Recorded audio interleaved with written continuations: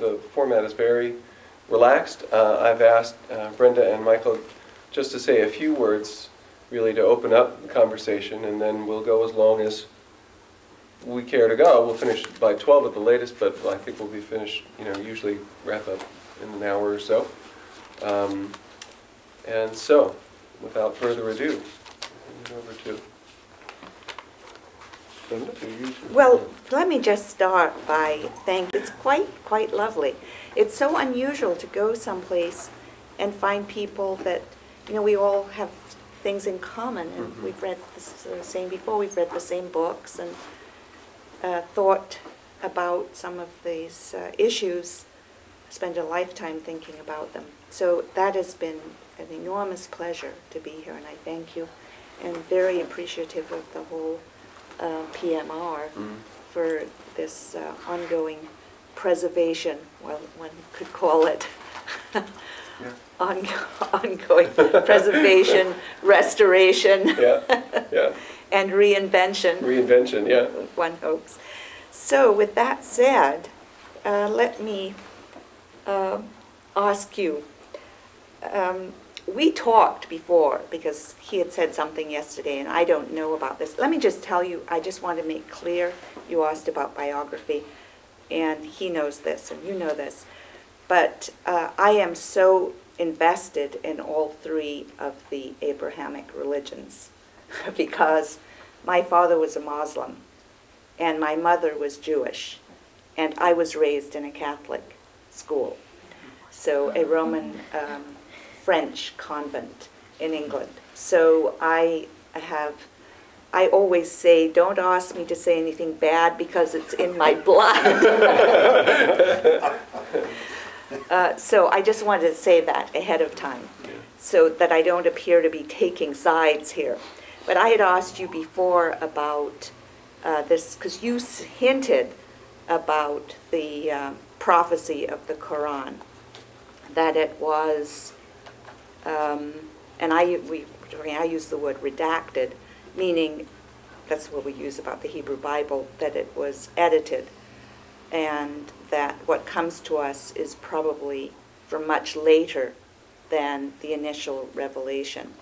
So with that said, and you can clarify that because I was asking you that, I would like also to raise this question, since I had talked about time, about the way in which the Hebrew Bible and Augustine and Christianity are so invested in time and history, and prophecy is profoundly linked to this idea of time and history.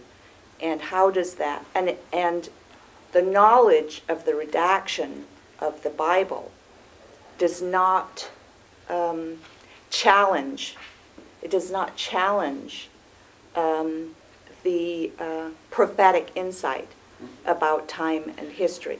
So I just thought I'd say that, and then you can go on and tell me how the Quran deals with this, or whether it just doesn't even care about it. All right. Well, first of all, let me second what Brenda said about being here, and also take a moment to enjoy the fact that we get to have this conversation in a smaller group.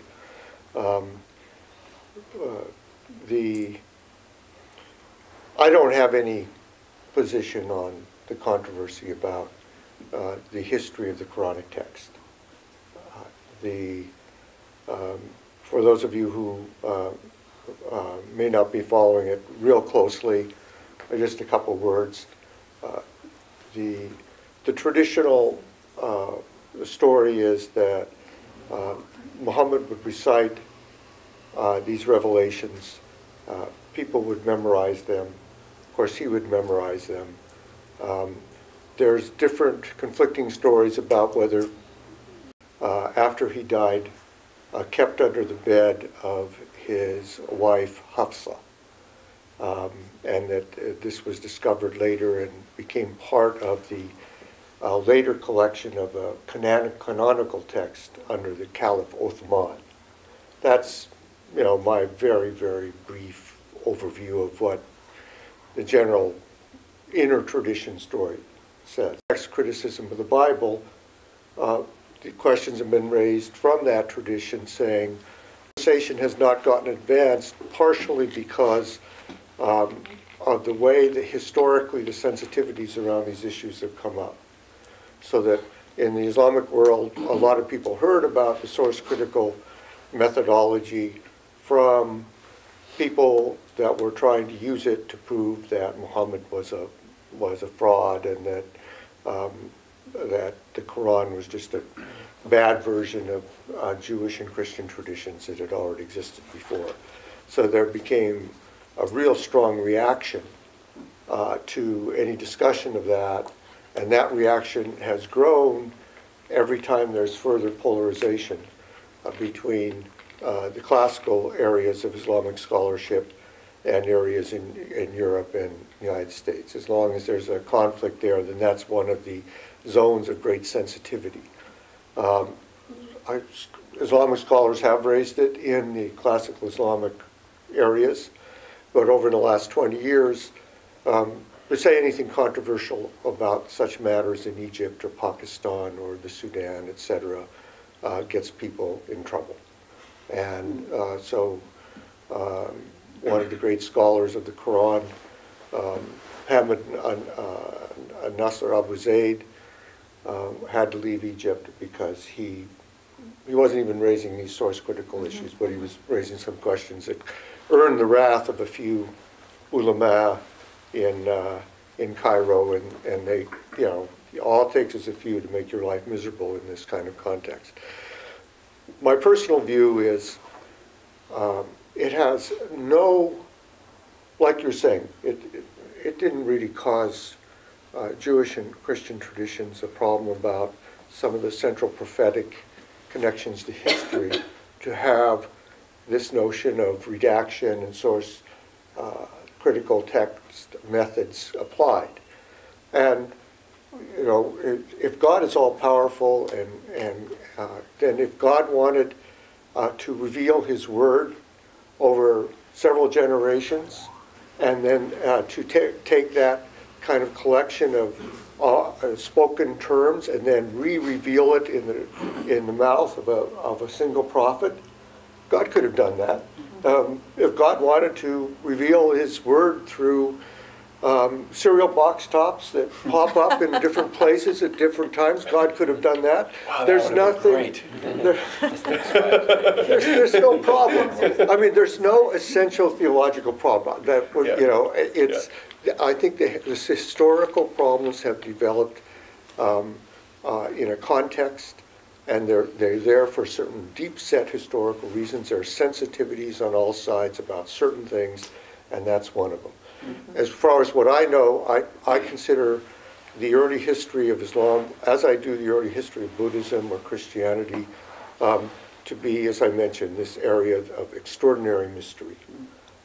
And even if one said the Quran was redacted or this poetry was redacted, the mysteries of explaining how that would have worked, and how that could have been carried out within just a century or a century and a half, and all the evidence of it could have been effaced from a tradition when there was no centralized control over anything and people were moving around all over the place.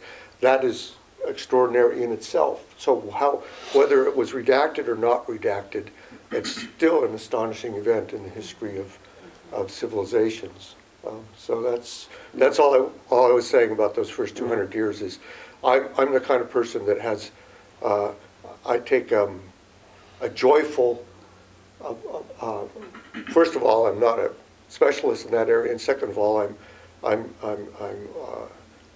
I joyously am open to any suggestion because all of them lead to the fact that, like the other religions, the birth of this religion is so amazing in historical terms that, that's... Could I just have a little follow-up, because I'm really curious about this. So who has authority over the text, or is there no authority over it? Over the Quran. When you say authority over the text, you mean interpreting it or preserving it? Preserving it, and interpreting it? Is there any authority over it?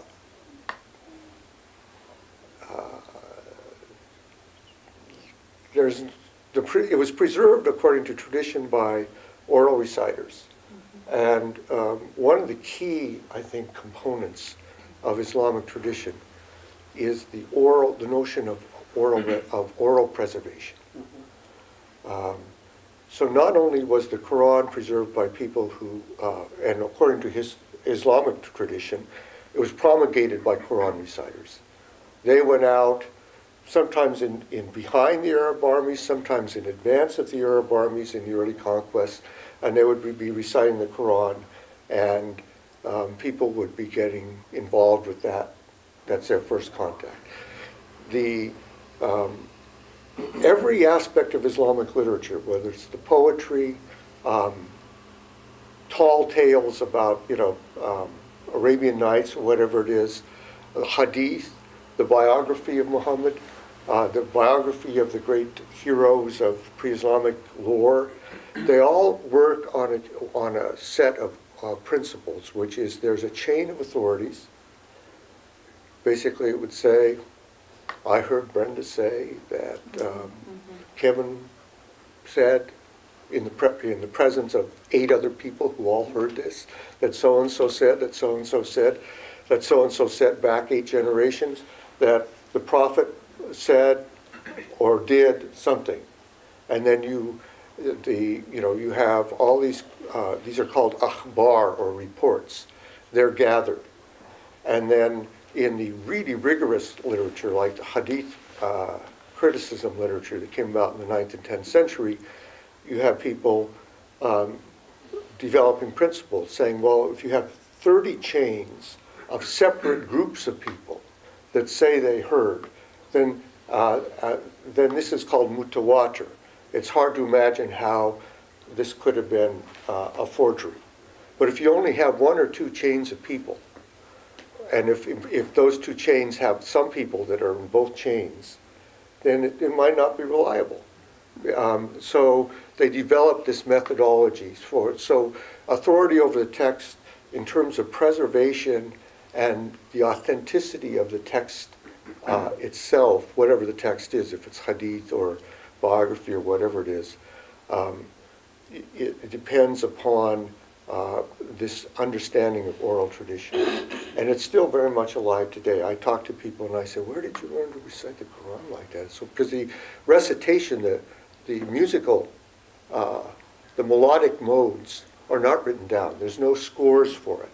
And there's certain, they call them Egyptian modes. There's 7 musical patterns that are used for reciting the Quran, but they have all kinds of different intonations and personalities in them.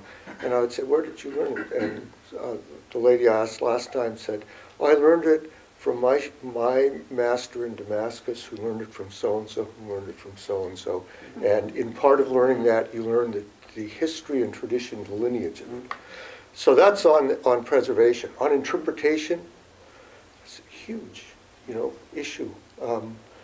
There is no privileged interpretation in the sense of Quranic commentaries or theological interpretation. There are now, they say 4 legal schools of Sunni Islam that by consensus are the most popular, and Shiite groups have their own schools. So there you have structures of authority according to classical schools for legal interpretation, and that's based on just looking at this wide variety of Quranic texts and saying, what does it mean for a legal injunction about this or that? But then you have this whole movement called the Salafi movement, which says we shouldn't follow one of the schools of law. That's called emulation. I compare it to the move of certain Protestant reformers saying we should all go back and read the Bible and without any intermediacy. And for them, it wasn't so much as going back and reading the Quran, because everyone has access to the Quran in the Islamic tradition, but it was the Hadith. And they would say it's up to every individual scholar to go back and look at the legal schools, but to become a hadith scholar and make his or her judgment on what hadiths are valid and what not, and how to judge which are more important than the other. So that, that shifting notion of what authority is. And then the final thing is this notion of consensus, that there's no authority unless we have a consensus. So what a group that could be considered non-authoritative in one generation all of a sudden becomes the authoritative group in the other, in the next generation. So I think that's, I'd like to stop there and then try to get everyone involved, but yeah. Can I just ask maybe sort of a footnote question to that, Michael? I'm not entirely sure what I think about these debates about sort of oral versus written cultures, Clancy and Stock and McCurrick and that sort of. But we could just sort of hypothesize that there's something to this, right? That there's something fundamentally different about the way people think in cultures which are driven sort of by oral traditions, as distinct from cultures which are driven by sort of the written word.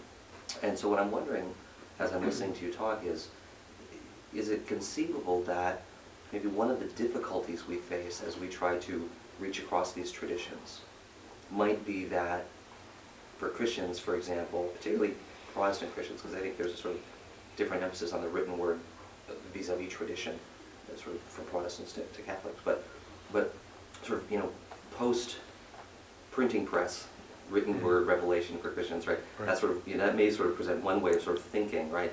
And what I think I hear you articulating is a much more oral,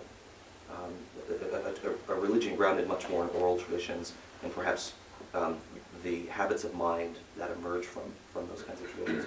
Do you think that there might be anything to this? Well, I think it's a wonderful way of looking at certain aspects of it. First, let me say that from what we know, because we can't go back and gaze into those first 200 years, from what we know, was largely an oral tradition. But in that 200 years, people developed the Arabic orthography. They developed the Arabic grammar. They invented signs to make vowels, like they did with the Hebrew Masoretic Bible, which I think occurred about the same time. But it was more than that, because most of the Arabic letters that they had pre-10th century did not have the kind of dots that make you able to distinguish, say, 8 or 9 consonants from one another. So B, a TH, a Y, an N, and a T all look exactly the same. So unless you know what it is, you can read one word in 10 different ways, or 15 different ways. And I had a friend, we were working on this to explain to people in a very clear way what it was like with that early script. And so someone did up the Pledge of Allegiance in English with dropping all the vowels, pushing all the words together because there's no separation between words, and then having only, say, 10 consonants instead of the normal range, and say, okay, read this. If you know the Pledge of Allegiance, you can read it. And so to develop this language system, but then there's a wonderful book by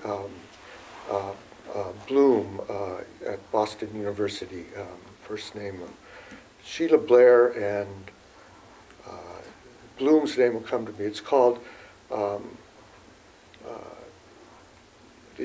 think it's called Printing in the Book, where this culture, which was so oral based, within 150 years had become very, very scripturally based. It developed this incredible calligraphy for the Quran, as well as all the fully voweled and grammatically inflected rules of Arabic grammar.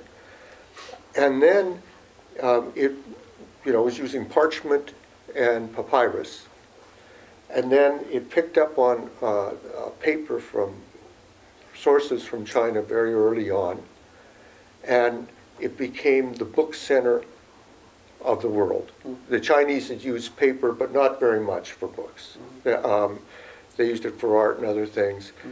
The book center of the world became what is now present-day Iran and Iraq. And that transformed society to where, for the first time, you could have books circulating in multiple copies around the world.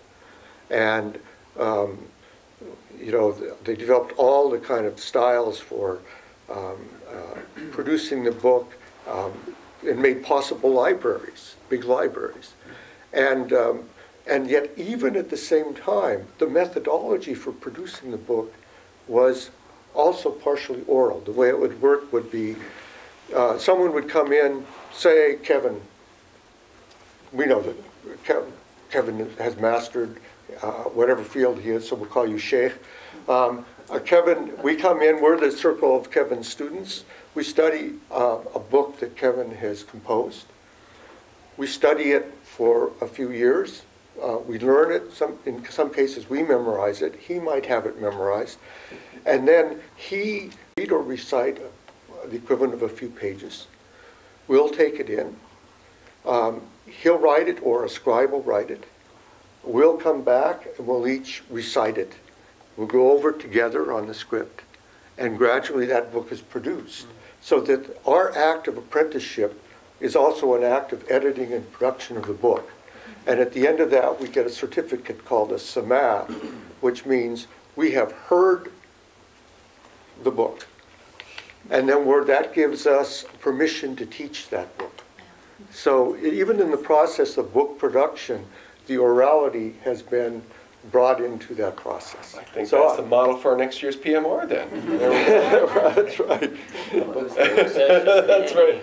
I mean, it sounds sort of strikingly similar, not to sort of filter all of this through my own sort of scholarly area, but it sounds strikingly similar to what we get in sort of late medieval scholasticism with the universities, right? Particularly with disputation. And this is, Bob and I are big fans of the disputed questions, but you know, with commentaries on Abelard sentences, for example, where you sort of become qualified to teach this is by studying with the master in what I take to be a very sort of communal conversation about the text, through which conversation the master's own text is actually produced. Exactly. Right? That's what I was talking. That's what the Ibn al-Arabi figure I was talking about. That's toward the end of his life. That's how all his works were produced and disseminated. Excuse me. Well, I was going to go back to the orality literacy question. I mean, Ong talked about secondary orality, and you know, which was an extremely important correction of the Perry idea and the Alfred Lord even. I mean, those Lord and of Jack Goody too, who are just looking at situations where there had been no writing, and so ongoing oral recitation. But in the West, for example, there's never been a time when there hasn't been some writing. So they always, I mean, you know, unless you want to talk about the Anglo-Saxons or, you know, I mean, go north. But in terms of the Western Christian tradition, there's never been a time when there hasn't been writing. There's been a time when there were people who couldn't or thriving in cultures that had a very high respect for reading and writing. So you're in a condition, when I say literary, I mean invested in a reading tradition. His poetry was being recited by peasants, you know, almost immediately after it had been written. That's why Petrarch doesn't like Dante. Oh, his poetry's on the breath of every Gallic breath peasant. You know, how can we respect this poet? So those two, and you know, and there are people, I have a colleague who's Tamil, and she works on 9th century mystical poets from South India. And the fascinating thing is, okay, that was oral recitation, it's ongoing oral recitation, but it's also all been written down. So they live, you know, in highly literary cultures, these two coexist. So it's, you know, like the kind of generalizations that people like Perry, and Preface to Plato, what's his name, Eric Havelock, made about the difference between oral and literary cultures. it's hard to find cultures that are this pure oral culture, especially with the ancient civilizations, because they have these ongoing literary traditions. Yeah. I mean, if I could... So- Oh, go ahead, please. I was just going to say, in a way, going back to the history of the Quranic text, you might say that the transition from the oral culture to the written culture went hand in hand with the expansion. The reason that it was first written down, as we read in the histories, is that a lot of the people who knew the Quran by heart were being killed in the wars. So there was a fear that all the Huffaz, those who knew it by heart, would be lost. So they wrote it down, and several people wrote it down. And then sort of the next step was that students are very particular about every letter being in the right place. But at this stage, I think there was still the openness that Professor Sells was speaking about, and you had variations. And then there were disagreements, and we're now going further along in time, further out, disagreements between certain of the codexes concerning some words, and we're told that the differences were not important as regards meaning, but they were differences. And people were arguing, so Uthman then decides that we've got to put an end to this inner disagreement. So he calls for a collection of all the manuscripts, and he chooses two people from the Quraysh, because they say that it was revealed in the tongue of the Quraysh, so they would be best to write it down. And he establishes what came to be called the Uthmanic Codex, which is what the Sunnis have now. The Shiite perspective is that Ali, the son-in-law of the Prophet and the cousin and close friend, had a manuscript, and it had the commentary of the Prophet on it as well. And he went out and he told the people, would you like my mushaf, my manuscript of the Quran? And nobody actually wanted it. So he said, you will not see it again after this day.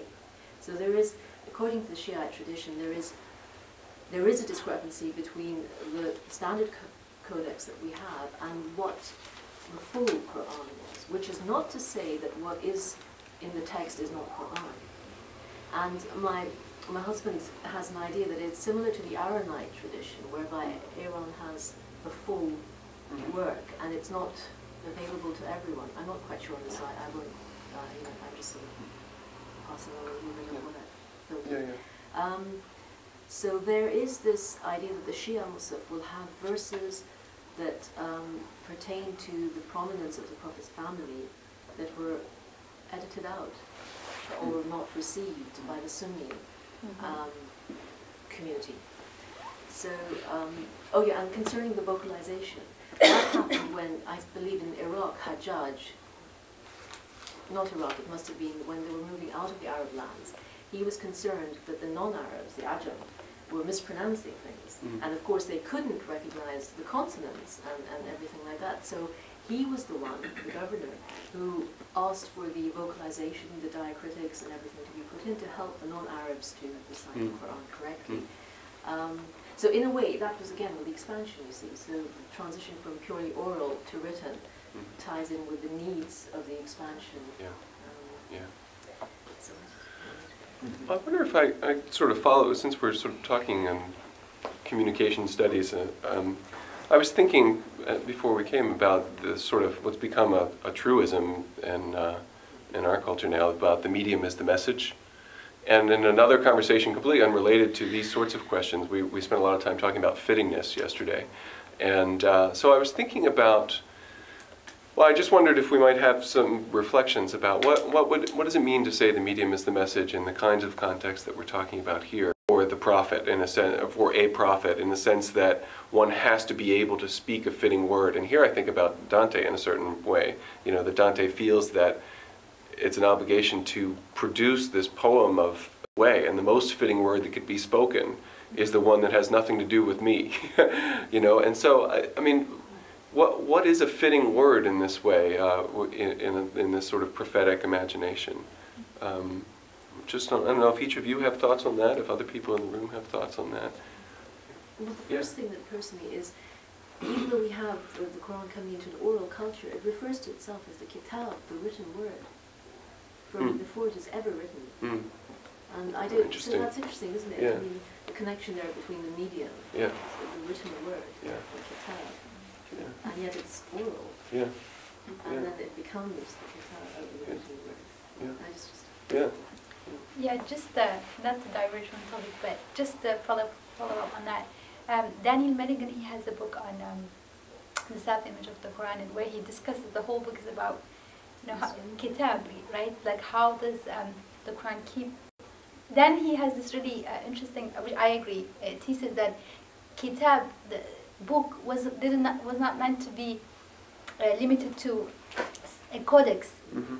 Later on, the tradition makes it, it equates it with codex, but in fact it was more like a divine writ, a divine address that, that one is receiving, the people is receiving, and it's not related directly whether it's put together as a book or not. But the very fact that you are a recipient of divine address, and kitab in that sense had a very dynamic meaning in the beginning, meaning not necessarily what's just in here, but the fact that you're receiving God's revelation, God's address to you. And then later on in the tradition, Malikan says that because kitab has become very frozen as a term, as time goes by, because they do now have the codex from the very early on, right after Muhammad. So within a century, you do have really common tradition of the codex. So they start thinking that when the Quran says kitab, it's this codex, whereas it has started saying it even there was No codex. Yeah, codex only. Mm-hmm. Mm-hmm. You can't count the words of God. Mm-hmm. So that. Mhm. And actually, Brenda, just to go back to the authority question on interpretation, interpretation really is open to the reader. And you could have as many interpretations, but then of course there are the established ones, and then people who don't know the book well look to those who have produced works of interpretation. But I just wanted to share this. I came across a present-day production of the edition of the Quran, standard codex from Saudi Arabia, but with translation into English. And I was horrified. The assumption in the it was so interpreted, so loaded, so skewered towards what they wanted to say, and that was going out as a translation of the Quran. Is this the Mohsen Khan and Taqiyuddin Hilali? I think it might That's be where that. they take their very, very agenda-laden interpretation and reinsert it back into the text as an English translation. For young Muslims that might not know Arabic very well, and there's an increasing issue with that in the world, they read this as part of, they say, well, the Quran doesn't exist in translation, but they're reading these things. It's training them to think if there's, scriptural statements that can mean 1,000 different things, it tells you exactly what it means. If God condemns wrongdoers, and they have a parenthesis that says the Jews, the Christians, etc., and it does that throughout, then, and not only is it kind of amazing and then this becomes an internet tool, and if you do a search for things, and you say, well, where are Jews in the Quran, and there's about 13 references to Yahud in the Quran, or variations, the Jews, because of the parenthesis, Nasara, often translated as Christians. In this one, if you go to the index, the index is kind of humorous on this, it says Christians. Because there are over 600 direct references to the Christians in the Quran, I am not going to mention them all here. I apologize, but it would make the index very large. And even the indexer doesn't distinguish between the Quran, which mentions this group of Nazarenes 15 or 16 times, and the 600 references that these two scholars from Medina put into their version. I think your point is really well taken, so that now when people look for what is the authority on the Quran, non-Muslims say, what does the Quran teach about X, Y, Z? They find this, and it seems to give a clear answer to everything. And then Muslims themselves find this, and if they're not trained, and they're not trained to think in terms of who what is the referent here? Just one example that I was mentioning to Kevin, there's a statement in the Quran, it's very condemnatory. This Quran commentator we have, whose name is Muqatil, says, they said God's hand is bound. They, that is, Hanas ibn Shas, 2 Jews, and some other guy who apparently wasn't a Jew. And then when you get to people like this, of course, they, by their interpretive modality and putting it into the text, they make every statement like this mean all Jews and all Christians, and they make these monotonic entities out of it. So, yeah, I'm sorry, I went on about that. Medium messages, orality, literacy, Marshall McLuhan, all that stuff. I mean, Christianity's got a very similar problem. Go to the internet and look at, in fact, the last chapter of my book on the reception of Mark dealt with that. And that came out in, well, it came out in '97, but I was working on it in the '90s, and that was before the internet went crazy.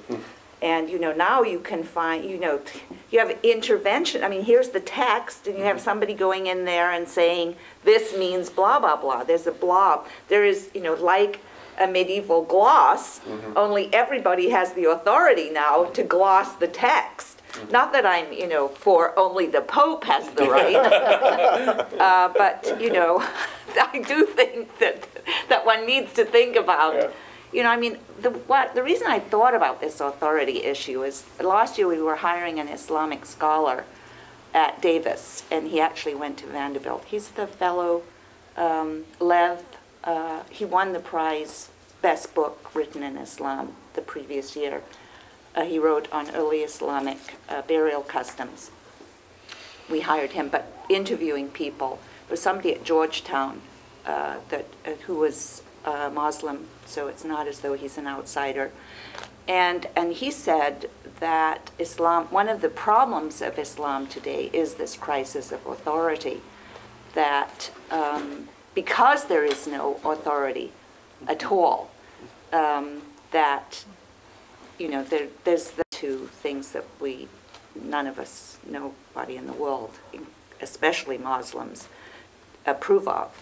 So that's what I was mentioning. But we have the same problem in Christianity with the internet today, I would say, because of the multiple. If you want to disagree, go for it. I think it's just plainly not true. I mean, you'd have to maybe define more what you're talking about, because there isn't that kind of, in standard translations, there isn't the sort of interpolation that you're bringing up. Well, you're talking about the standard, the thing that has the authority. Okay, well, but which translation so we have would you have in mind that? Well, you can go on the internet and look, say, at the Gospel of Mark, and you will find people putting in there their comments, and then somebody else comes in and puts in their comments. This is how I interpret this, and so on and so forth. So, in other words, there's no... That's not quite an equivalent, though. Well, no, but it's a reality. It's a reality. I mean, you're going to say, well, we have an authority that exists. Christianity definitely has a system of authority. There's no question about that. Well, I'm just talking about the text. I'm not even trying to build up a larger theological system. But, just talking about the... Well, the text is there, and people comment on it. And people go and read it. They present their comments as commentary. Yeah, but even there, it's in brackets. I mean, no one is changing the text on the all I'm saying is that there's just... It isn't See, that's what you're saying. Yeah, it's in the brackets. No one is changing the text. So Yes. But I do think, Brenda, first of all, I didn't get your name. It's Ryan Topping. Brian. Ryan. Ryan, I think there's one thing I would agree with about what you said. Well, I don't know if it's what you had in mind, but the version I was talking about, it's not that there's no authority there. This is a version that's produced by the official ulama of Saudi Arabia at the Islamic University of Medina. And so there are structures of authority. The issue is that, you know, there's no overarching other central groups of authority, but one of them to do with what we might call accidents. The accident that this group of traditional, what people call from the outside Wahhabi scholars, what the people that are called Wahhabis refute as Wahhabism, so that we could, I will say, the tradition that is called by its critics the Wahhabis, but whose practitioners say that they aren't anything but the real Muslims. That structure of authority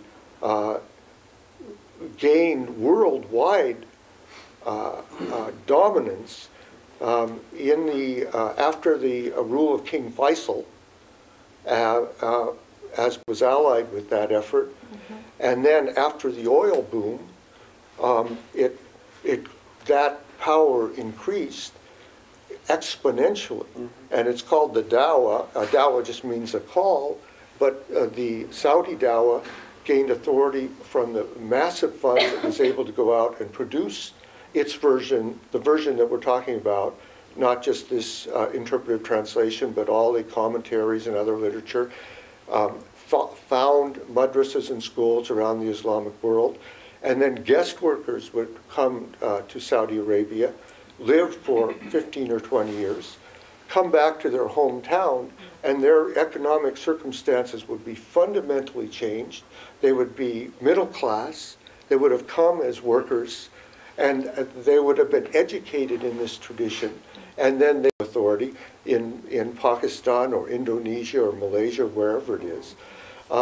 And this same intellectual establishment, religious establishment of ulama, is also in charge of the Hajj, which is one of the most powerful cultural and intellectual events annually that there is. So I think sometimes the issue of authority can have these circumstantial things, and that this particular group that has been authoritative within the Saudi context since the first Saudi state grew in the late 19th century, then was revitalized in the early 20th century, and then became Saudi Arabia in 1933. This particular group has gained a huge authority around Islam, and when people say this, often I'll meet people and they'll say, do you ever do this? What do you think about that? They'll say, that's not Islam. I say, well, but do you do that? They say, oh yeah, you know, we talk about visiting a shrine or celebrating Muhammad's birthday or any of these things that are considered by this group to be all not Islam. Now have gained the point where people, even though they practice them and love these traditions, have learned to think that this is not Islam, and to say that first before they talk about it. You know, I mean, there's a real tension here, I think, because there's a way in which, you know, part of what we seem to be saying is that it's a constitutive quality of these sort of sacred texts that they resist specification in certain ways, right? And that to over-specify them in certain ways is to do, I don't know, violence might be too strong, but to somehow, and yet, to treat these, I mean, it seems to me that, we could argue this, I guess, but what it means to read something as scripture is to say, what does this mean for me and for us? And so how do you hold, on the one hand, the sort of resistance, the non-specification of a text, you know, that you take as sacred, together with this sense that I can't help but make it specific. Time out, time for Augustine. Yeah. It's time for Augustine. It's always time for Augustine. I know. I mean, Augustine is going to tell you, if it doesn't teach you to love God and love your neighbor, you didn't understand it. So everything in there that doesn't make sense, you better get back to the bottom line. This is what it's about. And I have to say, I'm tremendously sympathetic with Augustine on this, about the Quran, because I don't want to do that. But with Christianity, the Hebrews and the Christian Bible, if it's politicized, and that's one of the things Augustine, you know, raises the text out of any potential for that kind of politicization. So anyway, I have a personal example of what you're talking about, because my father was Indian, and the change in that area of India, which became Pakistan, the change in Pakistan as a consequence of the Saudi Arabia influence is really unbelievable, unbelievable. It's contributed to, in a sense, undermining a 1,000-year culture. So it's very tragic. Just well, to sort of take Augustine and swing back around. I mean, well, one of the things I find sort of endearing about Augustine is precisely his willingness to admit when he has no damned idea.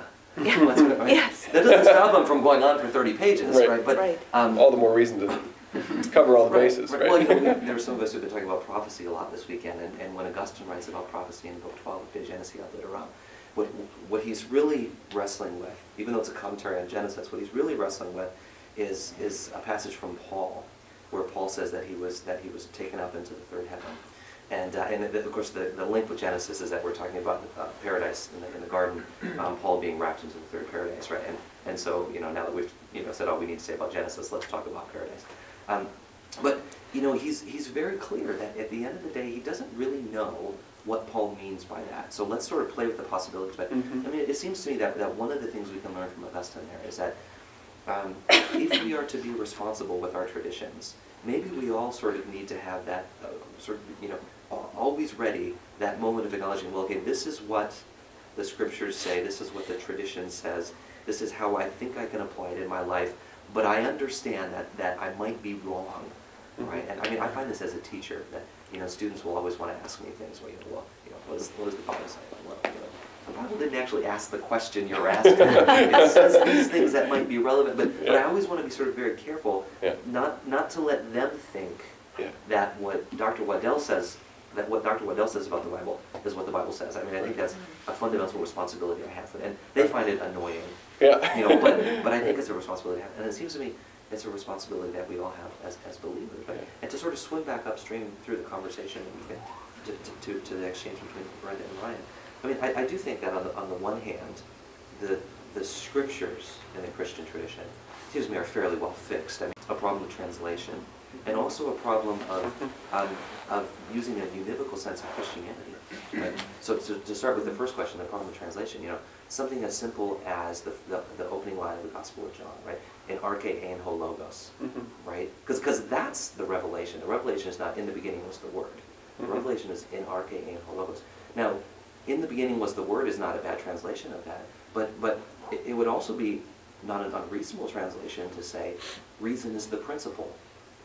In arche ein ho logos, right? Logos, right? Reason, and arche can mean beginning or it can mean principle. So reason is the principle. Reason was the principle. Now that the Neoplatonists, it seems to me, would love that. You mean in the principle was reason? Yeah, reason was in the principle, something like that, right? But the point is that there's these multiple meanings of the words that you could sort of string together in a way that's not entirely, you know, nonsensical. It seems to me the Neoplatonists, for example, might think, yeah, that's probably what it really should be. They did. They did think that. You know, They wrote about it. thinks that's as important. And Well, so I mean, so I guess the point I sort of want to make in this regard is simple. It's already a translation, and even though the translations have become standardized for us over years, we still have to remember that there's that interpretive active translation, which is behind it. One of my friends from the South, who's come to PMR in the past, sort of jokingly says, well, if the King Jimmy Bible was good enough for Jesus, it's good enough for me. Oh, I love that, because I've been making that remark, but they say, well, who said that exactly? I said, I don't know, but I know someone said it. So it's written in red, so it must have been Jesus. Yeah, right. So if you could tell me the name, you know, then I'll have a source, and people won't look at me like I made it up. But so I think the problem is that we sort of have to realize that, you know, even within Christianity, right, we have multiple translations. Now, they may not depart from each other that much, but they do depart from one another. And in some traditions, you won't be surprised to know that my friend is a Southerner and a Protestant. And you could probably figure out what stripe of Protestant, you know. But, and so, you know, we have to be careful not to take the term Christianity in the univocal sense, because, right, are you Catholic? I'm Catholic. So in my strand of Christianity, Catholicism, we have authority. We have a centralized authority for establishing the text, for establishing matters of interpretation, teachings of faith. Not merely the Pope, but the Pope and you know, authoritative teachers both within the tradition and within the contemporary authoritative structure of the Church. But not all Christians have that, right? No, I mean, that's what I meant. there are strands of Christianity which embrace the principle of, I think it's called soul sufficiency, they call it, where the idea is that every individual believer has been given by God the capacity to interpret Scripture for him or herself, which is exactly the kind of thing that we were talking about earlier, right? That you know that within the Islamic tradition, there are some people who think that it's what you need to do is cut through all the intermediaries and look at it for yourself, and God will help you to do that. So I think we have to be careful, as we do in our own traditions, because we sort of know the terrain better in our own traditions. I just wanted to continue because of St. Augustine on this question of translations, because the De Doctrina takes that up. And Christianity dealt with translation. That there was never any sense that the language in which it came was sacred. So, I mean, the four Gospels, quotations in Syriac by 170. So it was already, and it's in Gothic by the 4th century. So the text, and of course, obviously in Latin, and Augustine, when he's talking about the problems of translation, this is one of the reasons says, if I go look at these translations, the Latin translations alone, there would be, and this is late 4th century, there could be, I don't know if you know the letters between Jerome and Augustine arguing about some of these questions, because Jerome always wants to come up with a philological, well, if you'd have been in Israel, you'd know that that's referring to a cactus, dummy, that kind of thing. Jerome is one of the great smartasses. Yes, really. From Jerome, humble priest, to Augustine, bishop, and right. That's if why you knew Greek. I know. So when Augustine comes up with, if it doesn't get you back to the double law, then you're, so that's a kind of, for him it's a hermeneutical principle. It's the ground whereby you approach these texts, because as he says, it's a very problematic text. It's going to cause you trouble and lead you the wrong way. It's going to lead you the wrong way if you're not careful. I'd like to just add one observation on what you were saying about translation. Going back to the medium as the message. By the way, Marshall McLuhan and a latter-day writer who is not just like him, but I think his name is Goodman. He wrote a book called Amusing Yourself to Death. Is anyone Postman. Postman. Yeah, Postman. That book is one of the most popular books in the Islamic world. People read it carefully. It's basically saying the invention of the telegraph, the invention of the television were massively changed what we think the news is, how we view reality, and I think it's a really fine book. But I came to it because people kept telling from Muslim groups and the Iranian government reads it, and they analyze American culture through its lens. Just to think that, in the United States, a lot of people, for that kind of world, even among media studies, I say Postman, McLuhan, they say, oh, we don't talk about that much anymore. Yeah. It's like in the old days with psychology, they say Freud, only people in English departments talk about Freud. You don't talk about philosophy department. So back on, all right, so that was just a tangent on Postman. But translation, there's this difference, the notion that you really see it in efforts, the competition to missionize the last remaining traditional African groups to either Christianity or Islam. And this is a huge competition, a tradition that wages across Africa. The way that Christian missionaries work, of course, is to translate the Bible into whatever local idiom there is. And as a result, many of these languages have alphabets for the first time. And after their oral tradition dies, then they go back to what the Christianaries' mission, the early Bible was, or whatever it was, and that's their language that they have to go back to and try to reshape. The way the Quran, the Islamic Dawah works, is that someone comes in and sets up a Quran school in Arabic. And people come and send their children, or adults come and they start studying the Quran. And they're taught you know, they develop this sensibility of recitative act for them becomes meaningful.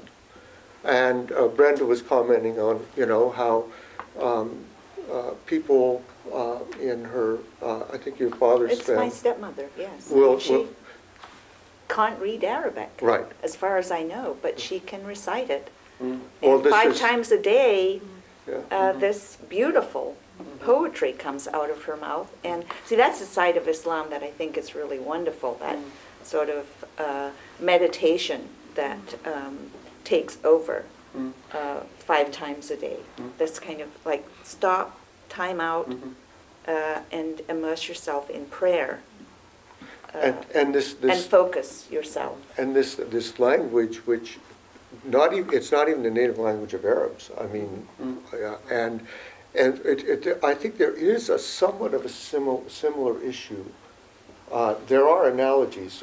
Of course, some people understand this from those who've attended Hebrew school, understand it on some slice of life. You know, certain things are in Hebrew, and you learn them in Hebrew, and that's really important, and it's joyful to learn how to say that right and to pronounce it right.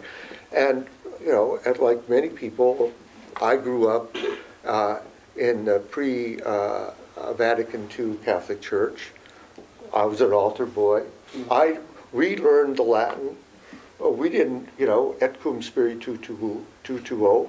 We didn't know what was a word and what wasn't, but we learned to say it right. And if we didn't say it right, we were corrected. And developed a deep affection for that language and that language act.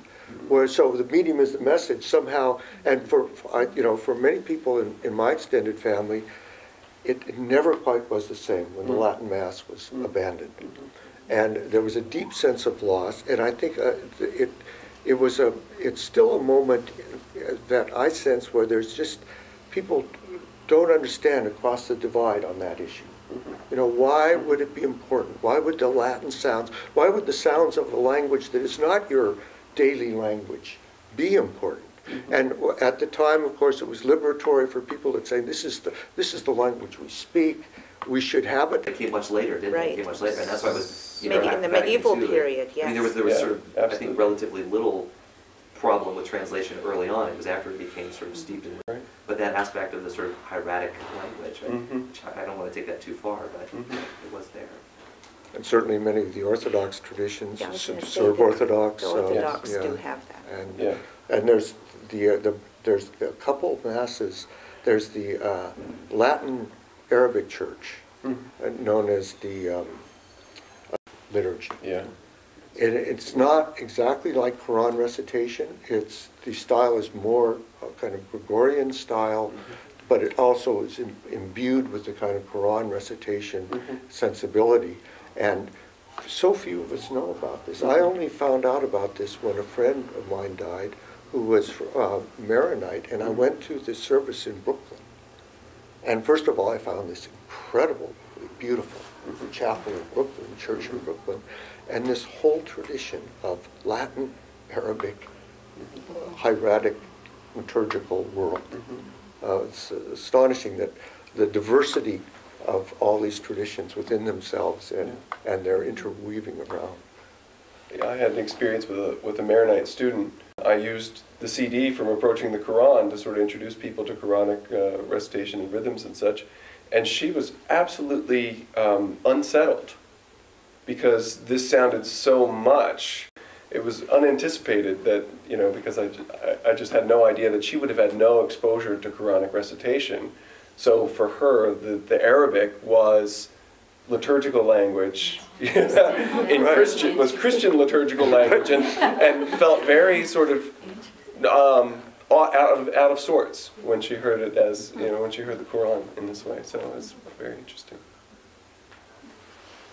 There's some people that haven't said anything. I don't know. I'm curious, for a practical level, if I wanted to get an English translation of the Quran, if I got, such as the translation you're talking about with the brackets, and I just leave out the brackets, would it be a reliable type of No, translation? I would not. You can't leave out the brackets.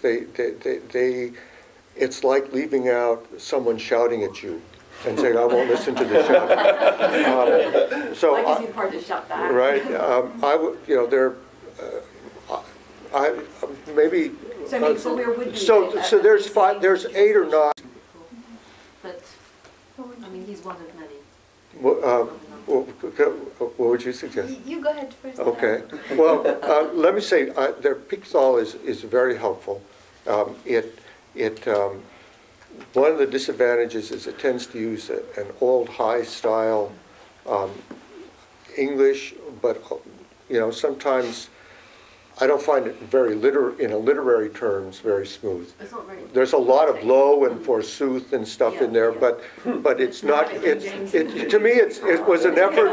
It's an effort to make a King James Quran, but King James came out of this whole rich literary tradition, so it does, to just apply it on the side. Yeah. But on the other hand, no one solved these problems, so I don't mean to dismiss any of these translations. I'm just trying to point out their pluses and their minuses. There's a version by an American, Ahmed Ali, that is more in an American idiom. It's a more what you might call a natural style. It tends, I think, to downplay a little too much some of the formal aspects of the tradition, but I think it's quite decent. There's Muhammad Asad, which is a very, very beautiful translation. In the place of the translation, then he gives the literal meaning in the footnote, whereas I think it should be the other way around. Right. Let's have the literal meaning beside the text and your yeah. wonderful interpretation in the footnote. There are a couple of places where I found that happen. Once I was giving a talk about the statement where Jesus blew the Spirit into these clay birds and made them come to life. And I was reading this, I had the Arabic text, and someone was reading the English from the Muhammad Asad. And I read it, and then I heard the translation, and I had this moment of, am I crazy? I thought I understood this verse, and I said, well, the birds are gone. Where'd the birds go? And you know what the footnote, and they're in the footnotes is, well, I don't really think it really means that he made birds come to life. Yeah. And he gives a kind of rationalist, translation. And I thought, to actually have this happen to you performatively, it really makes that, you never forget. Yeah. I mean, he has I'm biased towards his translation, but I like it because, apart from his personal interpretation, because of this, and he would tie back to an authority, some, Arabic, alternative meaning. He won't just say, I don't feel like it. Like, he would ground it. And whenever you suspect, and his main soft spot is the miracles. So whenever there's a chance, he wants to make them metaphorical, not real. So he didn't, just as in this case, he didn't blow into clay bird, like the tradition literally translates, but it's the bird connected with the idea of good omen or your destiny, and Jesus is giving them a new destiny. Like, wherever he can go metaphorically, he does.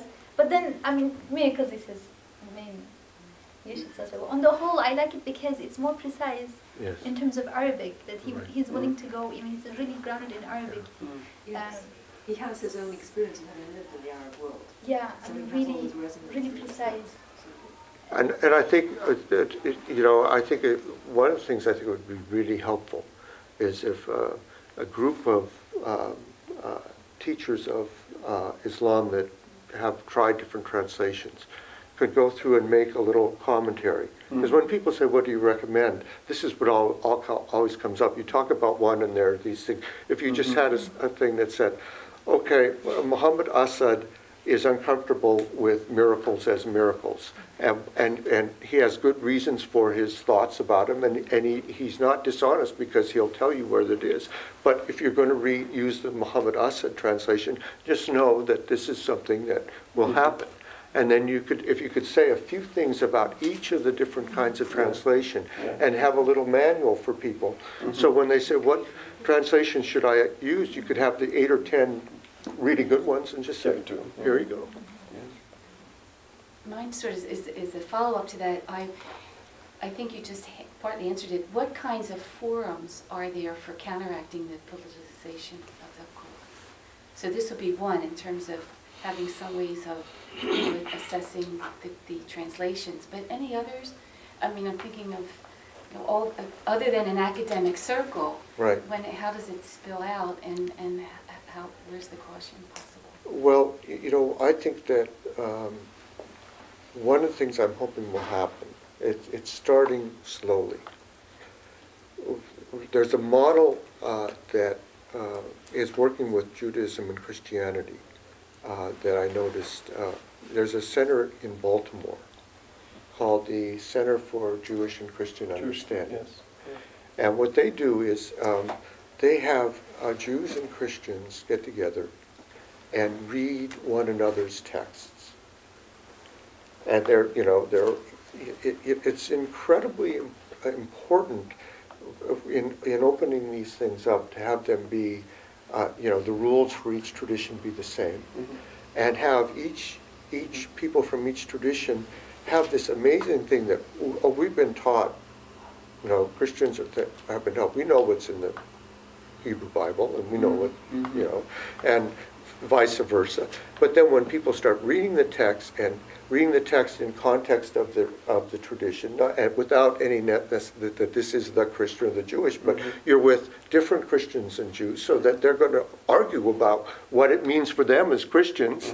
So you'll say, oh, okay, not only do I not know didn't realize what the Christian view of this text is, I'm with 5 Christians, and I see that they don't agree on it, or that they've all had different feelings about it. And it's taken years to develop that around because there are these deep wounds that have come up through all 3 traditions. Go there, and before people can say, this is a problem in our tradition. Around this area, there have been all these things that, as a member of this tradition, I have to acknowledge is a big problem. There's some things in these texts that I can't just say, oh, that's no problem. That it is actually something that we have to grapple with. And what the people at this group said was this trust is fragile. It's developed over 2 decades, and now we're thinking about trying to bring an Islamic component into it. And they were asking me, well, how would we go about doing it? And I would say, I think your model is really good. Start off slow. Start off under the radar. That is, big public events. Whenever someone gives a big public event, someone says something, and then there's a big brouhaha, and then it's politicized. So people to people working quietly, developing in different places where the rules are the same. Let's all find that whatever we learned about, quote, the other tradition, we just bracket and say, let's read what they say. Let's read their own text. And let's read with them.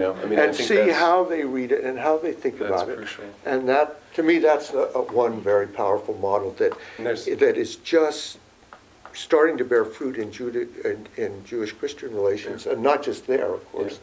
But I think most of this has happened post-World War II, if I'm not mistaken. And so, historically speaking, it's very, very short, given the long histories of things. And I think it's going to take a while before that will happen with Islamic groups and Christian and Jews, but I think it can start.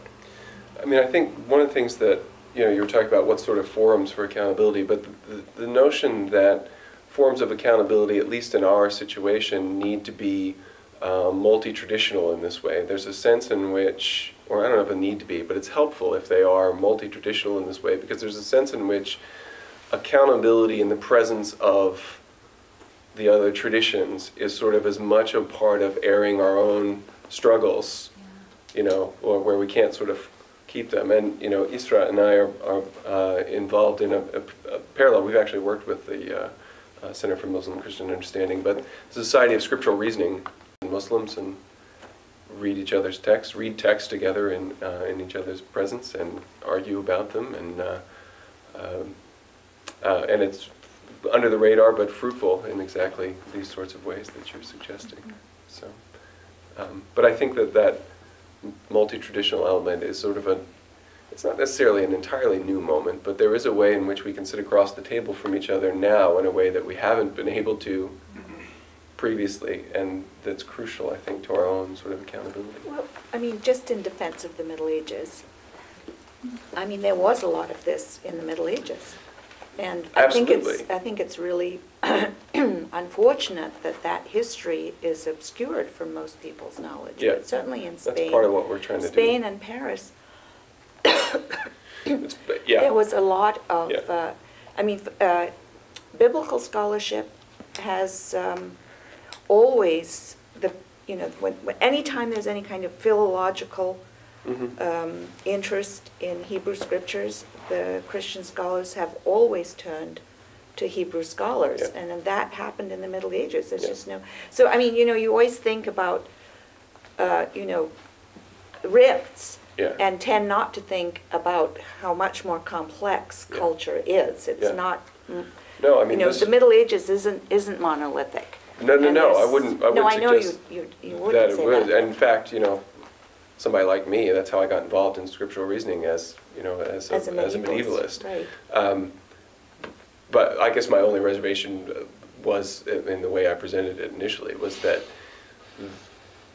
those relationships. It's easy to romanticize the sort of Provençal moment, and it was fraught with ambiguity. I mean, as all these things are. But yeah, But I absolutely. mean, it's pre-European Yes. hegemony. Yes, exactly. Yeah. And there definitely was. Look, Yeah. I don't know who I was talking to, but Dante lived in Verona after he was thrown out of Florence, and Verona was an extremely multicultural society, and there were a lot of knowledge of material Islamic culture, and of course the major text. I mean, the Quran was translated into Latin in the 12th century. By Peter the Venerable, and there are an enormous number of Islamic texts that had been translated into either Castilian or Latin. Who's studying Islam, who lived in Baghdad for 12 years, who's studying it in order to launch a polemic against it, an intellectual polemic. But again, you can't. It's hard to imagine Dominican theology without the influence of Averroes. So It's not. I had a historical question leading on to this.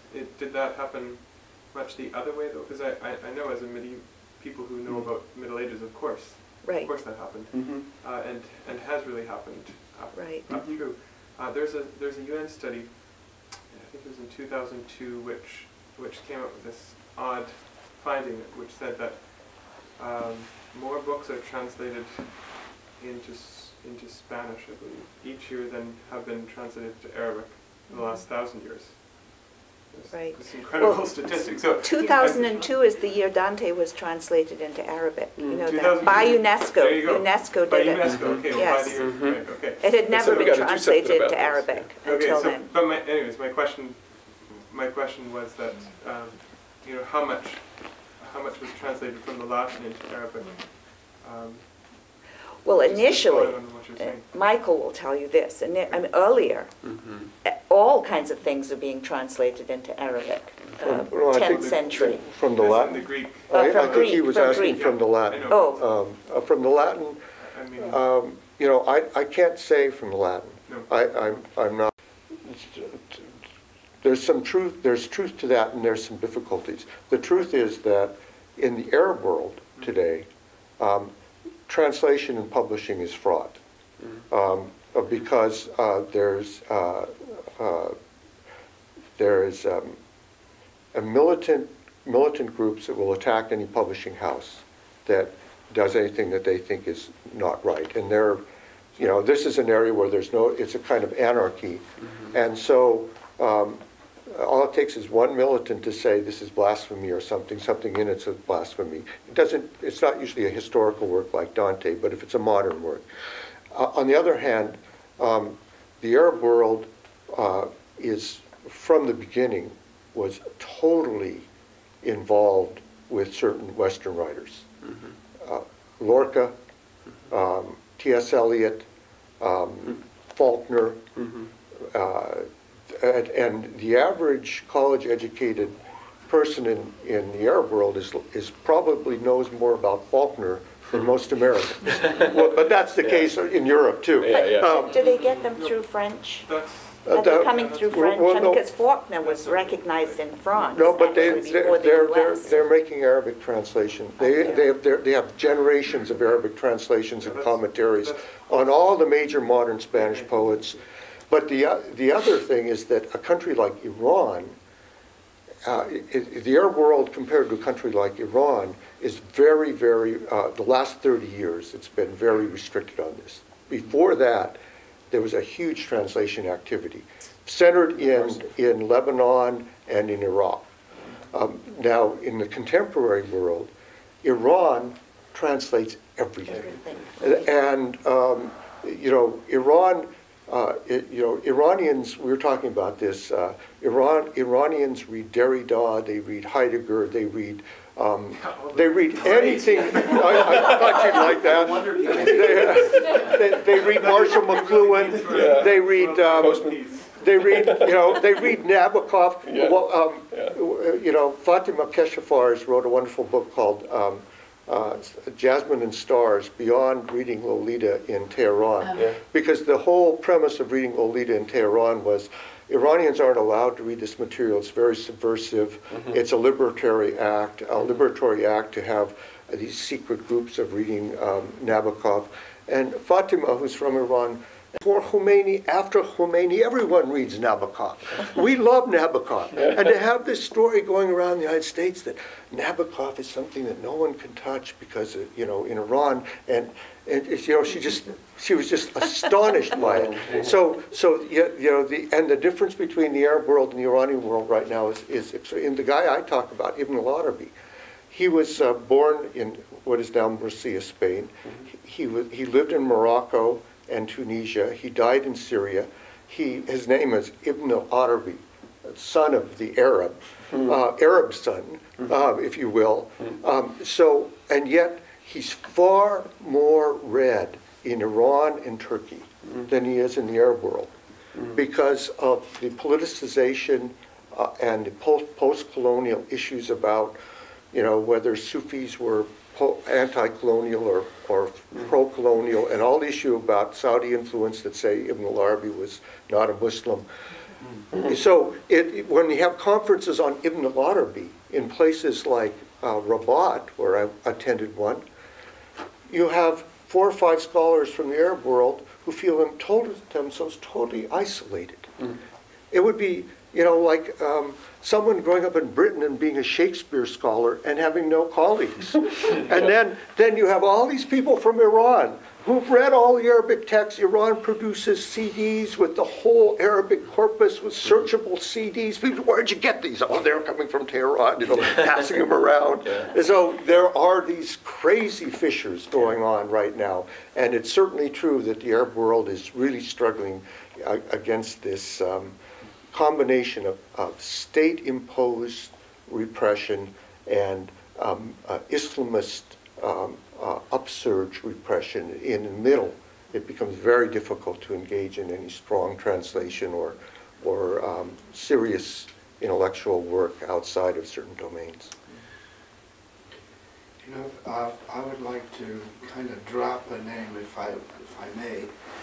Going back to the Middle Ages, specifically the late 13th century, in dealing the relationship between Christianity and the Arab world, I'd like to mention the name of a very famous Mallorquin writer by the name of Muse, who spent most of his life, well, he learned Arabic from a slave, and his great ambition in life was to evangelize the Arabs, and wrote profusely in Arabic. And we don't know how he died, but people surmise that he was stoned to death as he landed in northern Africa, and got on the soapbox, as he usually did, speaking, trying to convert the Muslims.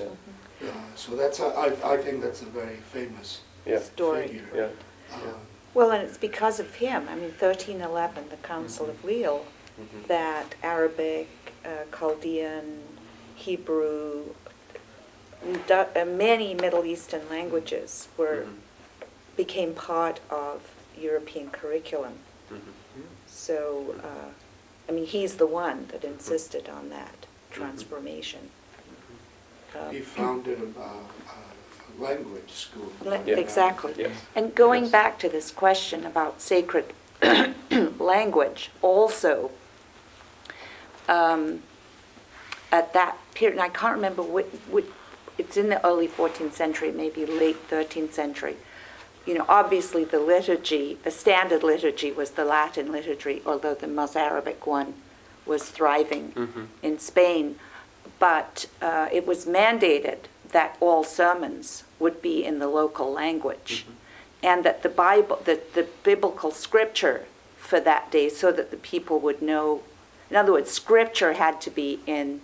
So there's a distinction made between the, and I hate this word, and I'm not meaning it this way, the performance of the Mass or the participation in the Mass, and the word, which needed to be in a language that the local people understood. You think that was in the 13th century? I think it's in the 13th century, yes. I can't remember, I mean, it was mandated. I don't think it's the Fourth Lateran Council. Yeah.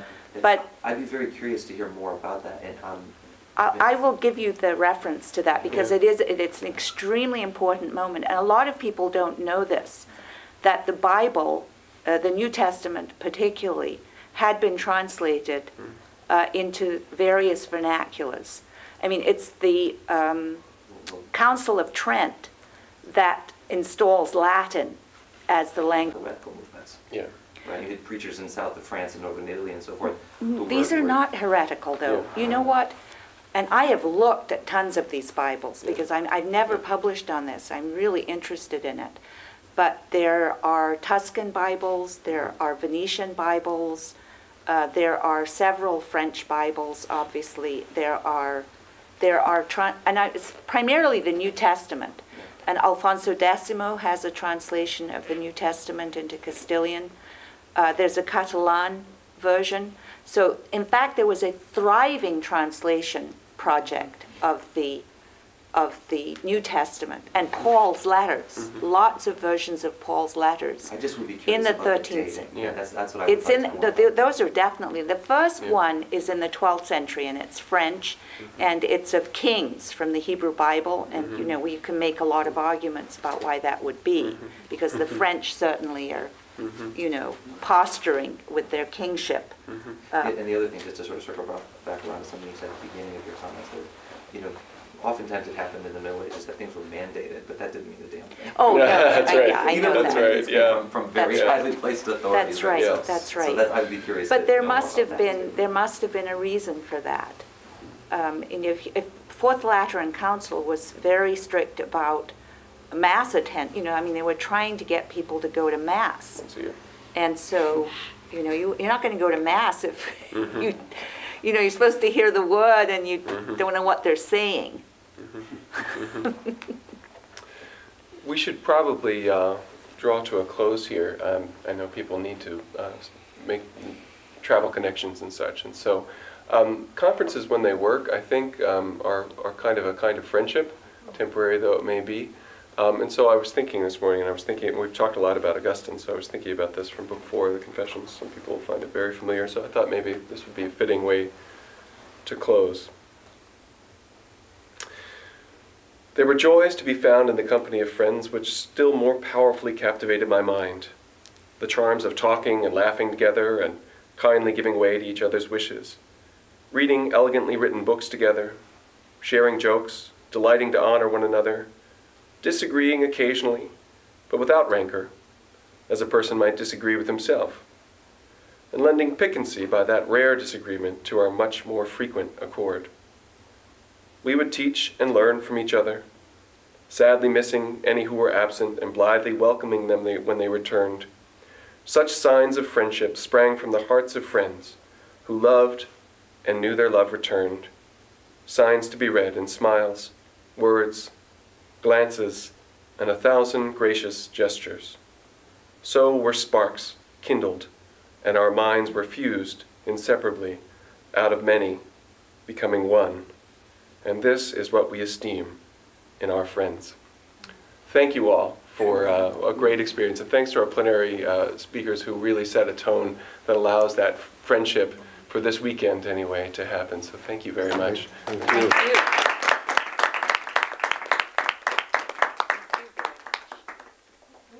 That's really nice. I need to get his name so I can send him this reference. That's book 4, 4, 8, 13. Hi, friends, I'm going to vanish quickly. Okay.